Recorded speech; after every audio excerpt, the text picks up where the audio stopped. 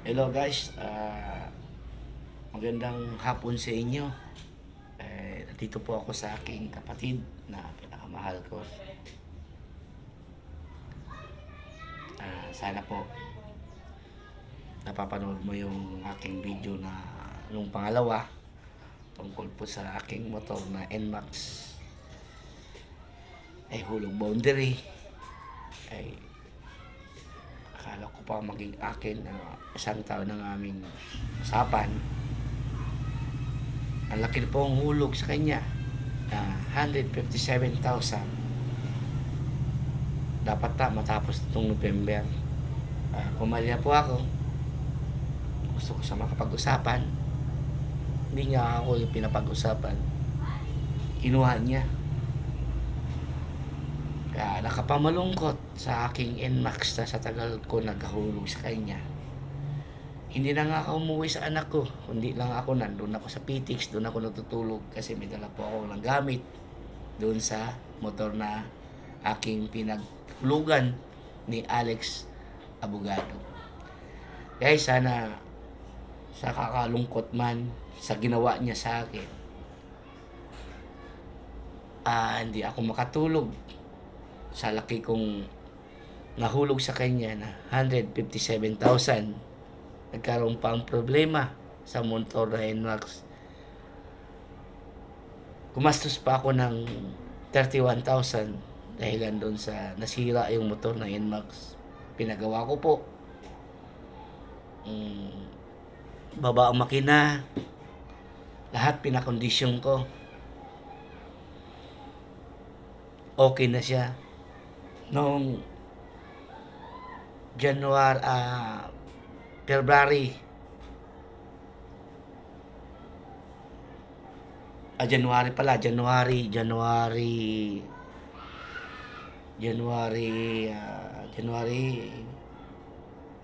pala, February 3, nakita kami sa PTX si Alex Abogado.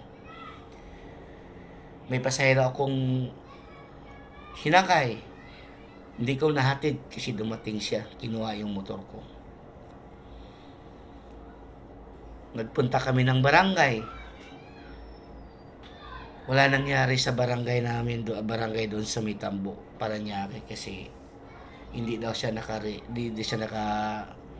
pangalan doon sa Parañaque. Nalipat po siya sa sa Cavite, hindi ko alam kung saan siya.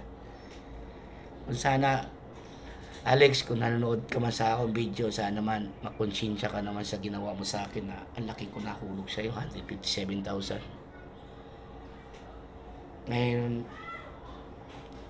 sana maibalik mo sana yung motor mo sa akin. Maawa ka naman din. Sa tagal ko na pinaghirapan ng motor na yan na NMAX, hindi na nga ako nakapapadala sa aking anak doon sa Bicol dahilan lang sa motor na yan. Nagkasakit ako na arthritis. Hindi naman kita tatakasan. Bakit mo kita tatakasan? Sa iyo yung motor, gusto ko lang matatapos. Kung gusto ko malang tatakas na yan, noon pa, hindi ko kaya itatakas. Ayaw ko na masisira ang aking pangalan ko. Ang ganda ng usapan natin, hulog boundary ko sa iyo. 1 year ang usapan natin. Muabot na ng 9 months at kalahati na ibigay ko sa iyo. Ang totally talaga nasa 157. 1 month, isang buwan na lang kalahati. 19K na lang ang utang ko sa iyo. Bakit mo po may pinahatak sa kasa? Hindi ka ba naawa sa akin? Tapos, nagbabaranggayan tayo. Nagdala ka pa ng takakasa. Hindi ko lang nakuha ang pangalan kung sino ba yon. Ako pala si Ali Garbis Ambrosio. Sana kung yung takakasa ay taga Yamaha, kung nakita mo sa aking video, sana maging honesty ka naman din. Dahil tungkol po sa aking hulog boundary kay Alex na NMAX. Alex, sana naman maawa ka naman din sa akin sa aking video. Bakit mo pa kinuha? Wala kang awa sa akin. Sa tagal ko naguhulog sa iyo. Nag-usap na tayo sa police station sa Okada, sa Paranaque, na ang sabi mo, bigyan mo ako ng 10 days. Andun pa yung tinawagan mo taga-kasa na collector. Tapos, sabi ko pa nga sa'yo, 10 days ang palugit. And sabi mo, pag-ipon maghahanap ako ng 19K para makuha ko yung ang motor. Doon mo pinaiwan mo sa tinawagan mo na kasa na kolektor na taga Yamaha. Doon mo iiwan sa Gabayasnan ng Paranaque. Mga 5 araw nakapaghanap ako ng pera ng 19K. Nung tinawagan kita, anong sabi mo sa akin? Nasa kasa na daw sa Yamaha.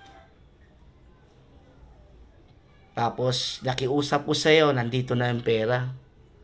Ang sabi mo sa akin, sa 7 buwan, dapat babayaran doon sa kasa para mabawi ang motor.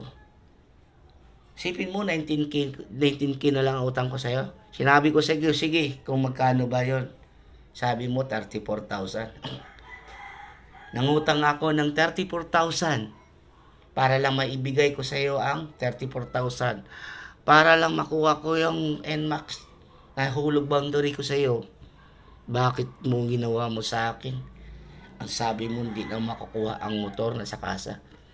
Nung tinawagan ko yung na kasama natin taga-kasa, hindi ko nakuha ang pangalan nun.